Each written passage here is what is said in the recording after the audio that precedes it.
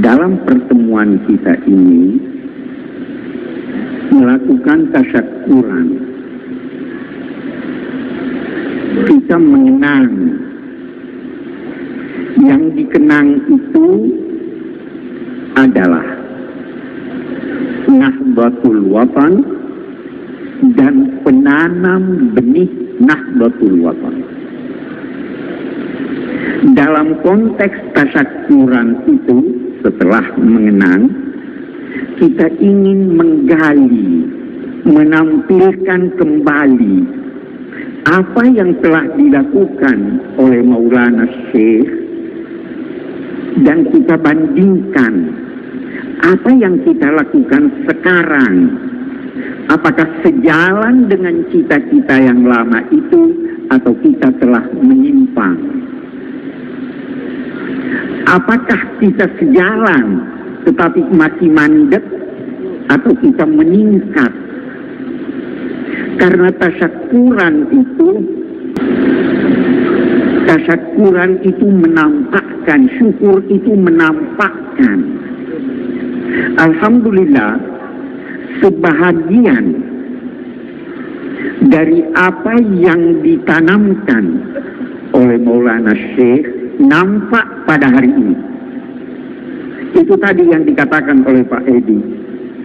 Disiplin, semangat, persatuan, kesatuan, itu sebenarnya ajaran dan wasiat dari Maulana Syekh yang kita tampilkan dalam pertemuan ini.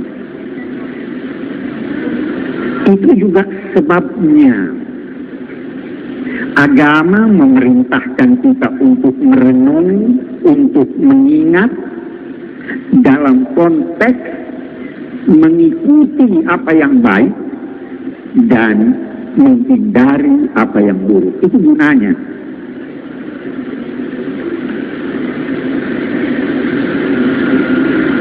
Banyak sekali hal yang wajar diteladani dari Maulana Syekh.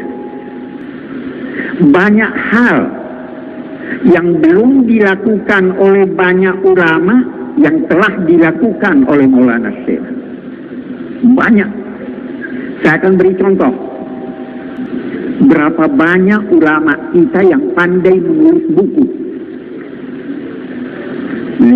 Tidak kurang dari 20 buku dikarang oleh Maulana Syekh.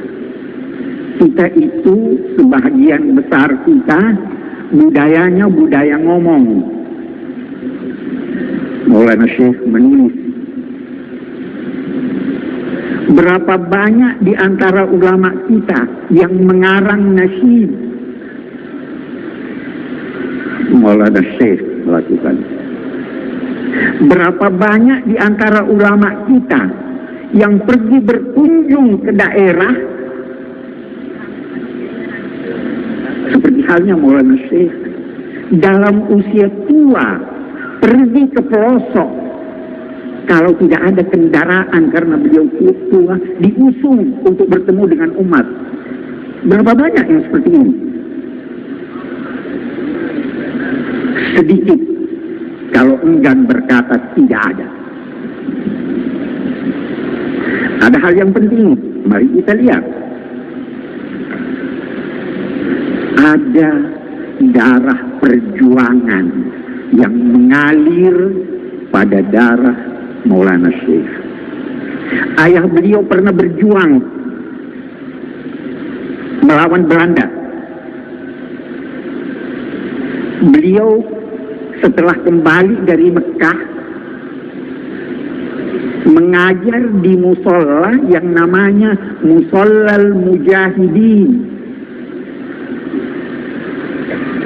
Dan yang lebih penting lagi, pada masa beliau memang sudah ada gema kebangkitan. Tetapi coba perhatikan nama-nama organisasi yang menggambarkan kebangkitan itu. Ada Nahdlatul Fikr, ada Nahdlatul Tujjar, kebangkitan para pemikir, kebangkitan para pedagang, Nahdlatul Ulama, kebangkitan para ulama. Kalau beliau apa yang dia pilih?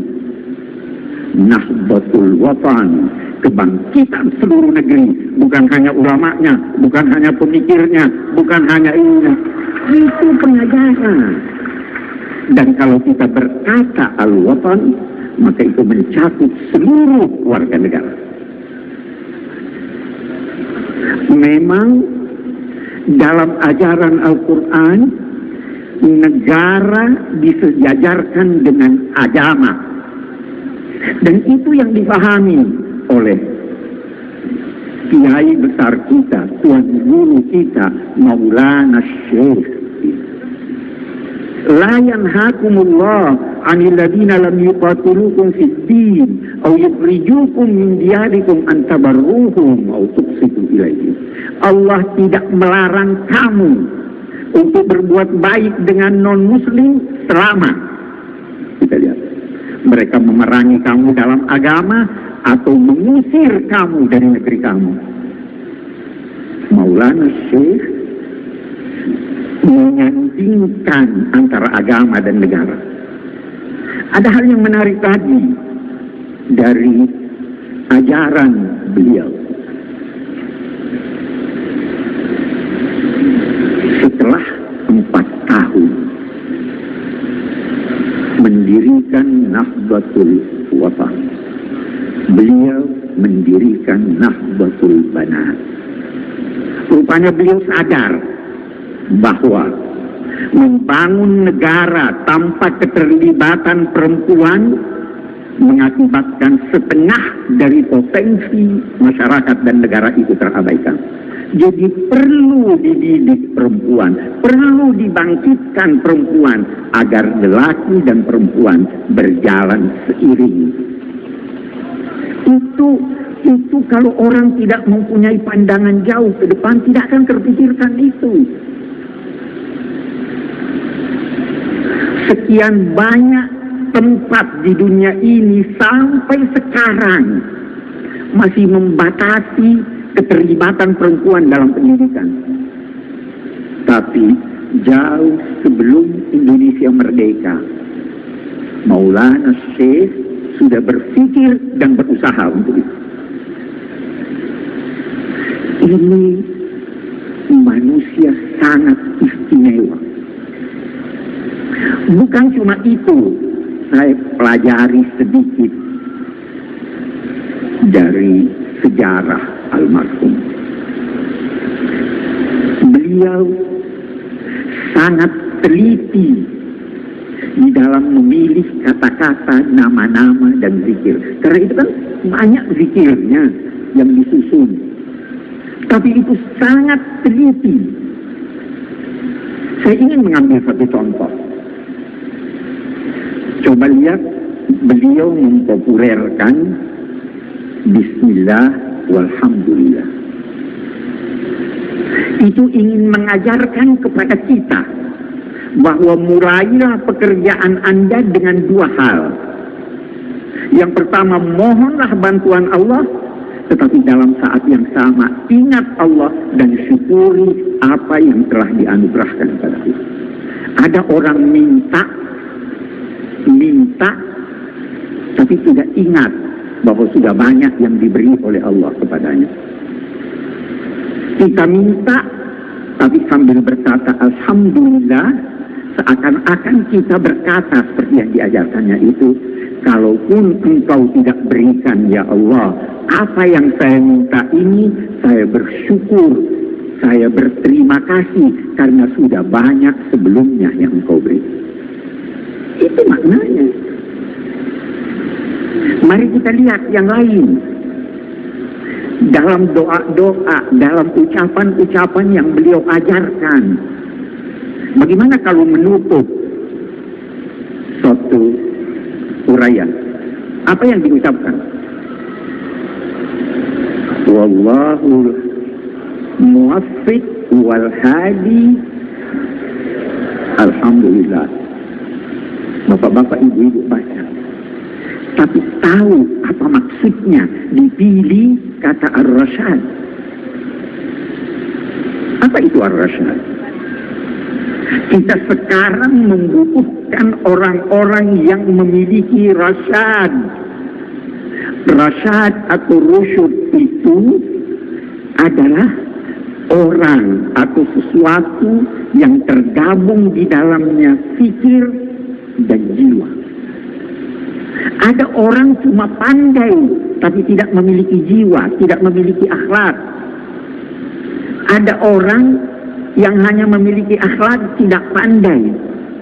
Beliau mendidik kita dan berpesan, gabunglah dalam dirimu pengetahuan dan akhlak. Gabunglah dalam dirimu akal dan jiwa. Itu artinya semoga Allah mengantar kita, memberi kita petunjuk ke jalan, bukan cuma jalan ilmu, bukan cuma jalan hati, tetapi gabungan dari ilmu dan hati. Kedua-duanya kita perlukan.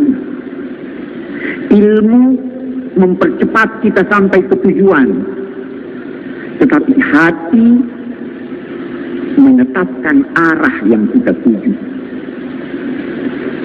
Ilmu memelihara kita dari petaka duniawi, tetapi hati memelihara kita dari petaka ukhrawi.